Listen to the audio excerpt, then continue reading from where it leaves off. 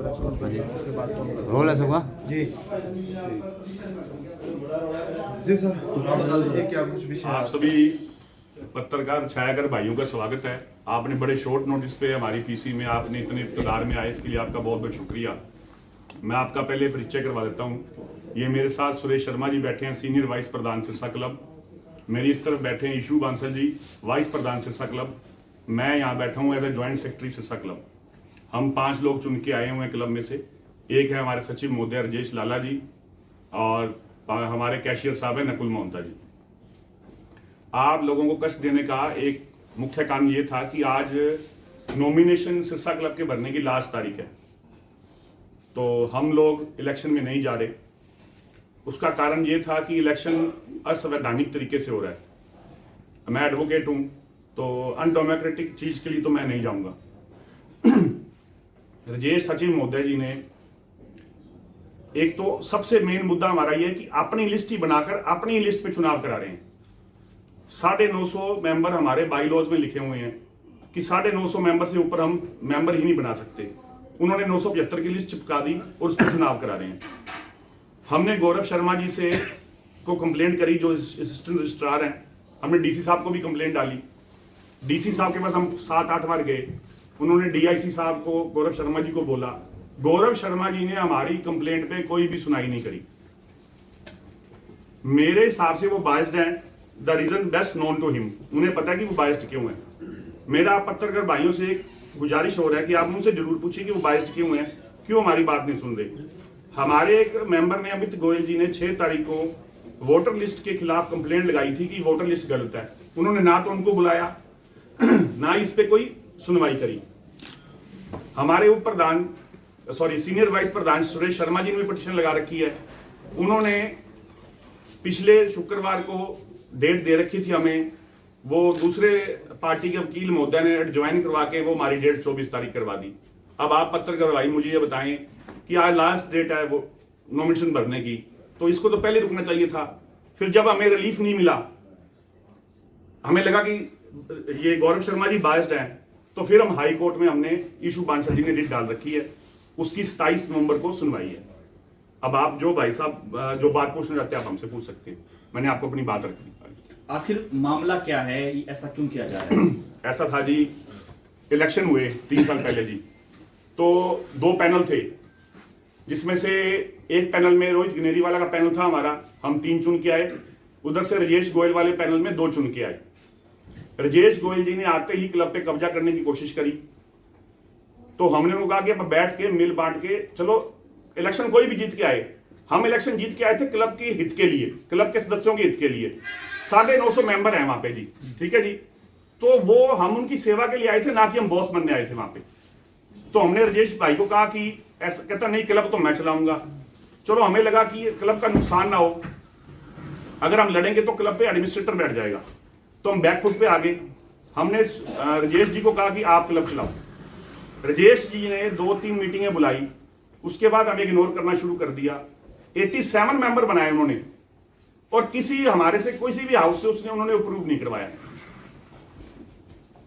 उन्होंने अपनी account book और जो डेली हमारा रजिस्टर मीटिंग के मिनट्स लिखते हैं, वो सब कुछ उन्होंने छुपा रखा है।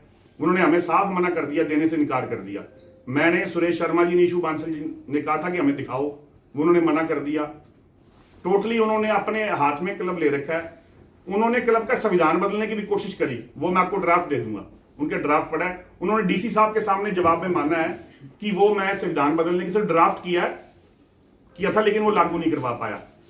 सुरेश शर्मा जी से उन्होंने साइन लिए उस ड्राफ्ट पे। सुरेश शर्मा जी ने मीटिंग में उनको ये बात बोली कि आपने गुड फेथ में, सुरेश शर्मा जी साइन ले लिए कि मैंने पोर्टल पे जो नए मेंबर बनाए वो चढ़वाऊंगा जी, मैं आपको बताता हूं। साइन ले गया, इनको बताया नहीं कि मैं संविधान बदल रहा हूं। 950 मेंबर थे, 975 मेंबर कर दिए जी। पोर्टल पे कोई मेंबर चढ़वाए नहीं जी। जो मेंबर रिटायर कराए, हमने 25-30 मेंबर रिटायर हुए हैं, उनका स्वैच्छिक पत्र भी नहीं लिया कि हम रिटायरमेंट ले रहे हैं जी। हमने उनको कहा कि शनिवार को मीटिंग बुला लो, आज से 1.5-2 महीना पहले, ताकि जो हमारे आपस में मन मुटाव है बैठ के दूर करके और क्लब के हित में काम कर सके। उन्होंने हमें सबको, सब एग्जीक्यूटिव मेंबर भी थे, बोला कि ये मेरा काम है, अब कोई काम नहीं, इलेक्शन मैं ही अनाउंस करूंगा, मैं ही करवाऊंगा, आप इस बात से दूर रहो, आपने लड़ना लड़ो, नहीं लड़ना ना लड़ो। मुद्दा ये था जी। मैं इस कड़ी में दो चार चीज़ें ऐड करना चाहूँगा। क्या हुआ कि जब हमें ये संज्ञान में आया कि जो सेक्रेटरी महोदय हैं इन्होंने क्या कहते हैं बायलॉज को अमेंड कर दिया है, तो उसके बाद में हमने इनसे कहा कि भाई ऐसा है आपके हमारे अधिकार क्षेत्र में नहीं आती ये चीज़ें। हमारे बायलॉज तो कहते हैं कि ये हमारी जो जनरल बॉडी है वो इसकी 950 मेंबर की मीटिंग होगी और वहाँ से इसको हम अमेंड करा सकते हैं। लेकिन उसके बाद क्या है कि हमने इनसे मीटिंग के लिए कहा कि आप मीटिंग करो, हम 20 एग्जीक्यूटिव मेंबर बैठ के जो सर्वसम्मति से होगा वो फैसला लेंगे। इन्होंने हमारी कोई सुनवाई नहीं की, कोई मीटिंग नहीं बुलाई। पिछले 1-1.25 साल के दौरान में कोई मीटिंग नहीं हुई। उसके बाद हमने डीसी महोदय को शिकायत लिखी और एक डीआईसी जो हमारे रजिस्ट्रार हैं, डिस्ट्रिक्ट रजिस्ट्रार अपने गौरव शर्मा जी, इनको हमने शिकायत लिखी। उसके बाद हमें कई बार मिलने के बाद हमारे डीसी साहब ने जो है सारा मैटर जो है गौरव शर्मा जी को बुलाकर और वो रेफर किया कि आप इसका संज्ञान लो और इसके ऊपर वर्किंग करो। उसके बावजूद भी पिछले 2 महीने हो गए हैं, मेरे ख्याल से हमने 15 लोगों को पहली बार हमने एप्लीकेशन दी थी डीसी साहब को। डीसी साहब ने जो रेफर किया था डीआईसी साहब को, उसके बाद 16 अक्टूबर को डीआईसी ने एक चिट्ठी लिखी थी सेक्रेटरी को कि आपके खिलाफ इलेक्टेड मेंबर की तरफ से एक कंप्लेंट आई है, इसका जवाब दें। 2 हफ्ते का उनको समय दिया था। 28 अक्टूबर 2025 को सुबह सेक्रेटरी महोदय ने क्या कहते हैं उस चिट्ठी का जवाब दिया। डिस्ट्रिक्ट जो रजिस्ट्रार ने कंप्लेंट मैटर हमारा भेजा था, और 28 अक्टूबर की शाम को ही उन्होंने बिना किसी हाउस की मीटिंग में हमारी जो ग्रीवेंसीज हैं बेसिकली क्या है कि जो लोकतांत्रिक तरीका है, ठीक है, एक तो उस तरीके से इलेक्शन और दूसरा क्या है कि जब हमारा क्लब बना हुआ है तो उसमें हमारे बायलॉज जो हमें बोलते हैं कि भी जो कोई भी सोसाइटी की है मीटिंग है वो हाउस की मीटिंग होगी और उस मीटिंग में वो एजेंडा अप्रूव होने के बाद ही आगे चलेगा। जो इलेक्शन हुए हैं वो कहीं हाउस की मीटिंग में पास ही नहीं हुए कि हम इलेक्शन के लिए अप्रूवल दे रहे हैं। कोई इलेक्शन शेड्यूल जारी हुआ है, कोई हाउस की मीटिंग पिछले 1 साल में नहीं हुई, तो सेक्रेटरी साहब ने अपनी मर्जी से ही क्या कहते हैं इलेक्शन शेड्यूल जारी कर दिया, रिटर्निंग ऑफिसर अपॉइंट कर दिया, और उसके बाद इन्होंने क्या कहते हैं एडॉक कमेटी भी बना दी है, जो कि मुझे लगता है कि टोटली असंवैधानिक है। और ये इलेक्शन जो है अगर आज हो भी जाएंगे तो इनका मैं नहीं समझता कि बेस है, ये कल को कोई भी कोर्ट में चैलेंज करके इनको कैंसिल करवा सकता है। तो मैं इसके साथ ही एक हमारे जो क्लब के सदस्य हैं उन सबसे भी अपील करूंगा कि अपनी बुद्धिमत्ता का इस्तेमाल करके जो है आप इस इलेक्शन प्रोसेस के अंदर पार्टिसिपेट करना है, क्योंकि ये जो इलेक्शन प्रोसेस है ये थोरली रॉन्ग है और ये इलेक्शन जो है कैंसिल होंगे आज, नहीं तो अगर आज ये गलती से इलेक्शन हो भी गए तो भी इन्होंने कल इलेक्शन कोर्ट के थ्रू ये चैलेंज हो गया और कैंसिल हो जाएंगे। अब बात ये है कि इसके साथ हुआ क्या है, हमने जब डीआईसी साहब ने क्या कहते हैं मैटर कंप्लेंट का दिया और 28 अक्टूबर को राजेश गोयल सचिव ने कंप्लेंट का रिप्लाई दिया।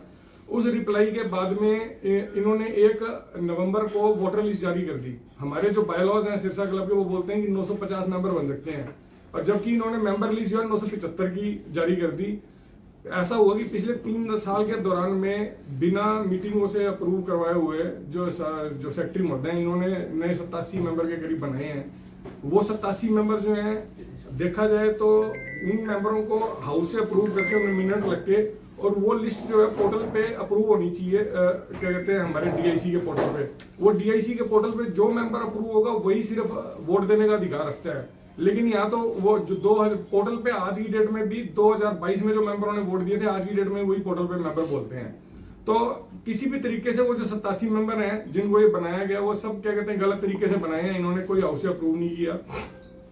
उसके बाद में ये मेंबर का मुद्दा जो रहा, हमने रजिस्ट्रार साहब को एक हमारे मित्र हैं अमित गोयल जो क्लब के मेंबर हैं, इन्होंने 6 नवंबर को क्या कहते हैं कंप्लेंट जो है मेंबर लिस्ट को चैलेंज किया। आज तकरीबन जो है 15 दिन से ज्यादा बीत गए हैं।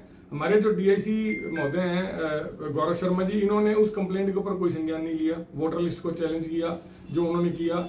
हमने 2 पेटिशन फाइल करवाई है वहाँ पे, जो 2 पेटिशन हमारे एक सुरेश शर्मा जी ने फाइल कर रही है और एक दूसरे क्लब के मेंबर ने पेटिशन फाइल कर रही है। जो वो पेटिशनें फाइल हुई हैं उन पेटिशनों में भी उन्होंने कोई पेटिशन की कोई सुनवाई नहीं की है। और पेटिशन में हमें ये आज तक समझ नहीं आ रहा है कि गौरव शर्मा जी जो हैं सरकारी अधिकारी होने के बावजूद भी वो इतने उनका झुकाव क्यों है, और जो भी चीजें हैं हम सब बिल्कुल एकदम संवैधानिक तरीके से हमने सारी कंप्लेंटें दायर कर रखी हैं। हमें ये समझ में आया कि भी क्या कहते हैं गौरव शर्मा जी किसी भी तरीके से हमारे को इंसाफ देने वाले नहीं है, क्योंकि ही इज टोटली बायस्ड, इसलिए हमारे को हाई कोर्ट में मूव करना पड़ा है। डीसी आपके अध्यक्ष हैं तो उनका रोल क्या रहता है वहाँ पे? सर ऐसा है कि जो हमारे डीसी साहब हैं वो हमारे बायोलॉज जो है उनको एक्स ऑफिशियो मैं कहूँगा कि प्रेसिडेंट बना रखा है। क्या होता है कि कोई भी डीसी जो है क्लब के जो क्या कहते हैं मैं कहूँगा कि वर्किंग है उनके अंदर उनका कोई इंटरफेरेंस वो जनरली नहीं लेते, क्योंकि उनको अपने कामों से ही क्या कहते हैं वो होती है, व्यस्तता रहती है। तो डीसी साहब ने, जब हमने डीसी साहब को कंप्लेंट की, उनके नज़र में ये मुद्दा लाया कि भाई क्या कहते हैं ये सब चल रहा है, तो उन्होंने जो इसके क्या कहते हैं डीआईसी रजिस्ट्रार जो कि एपेक्स बॉडी है सोसाइटीज़ के लिए डिस्ट्रिक्ट लेवल पे, उन्होंने मैटर उनको रेफर किया कि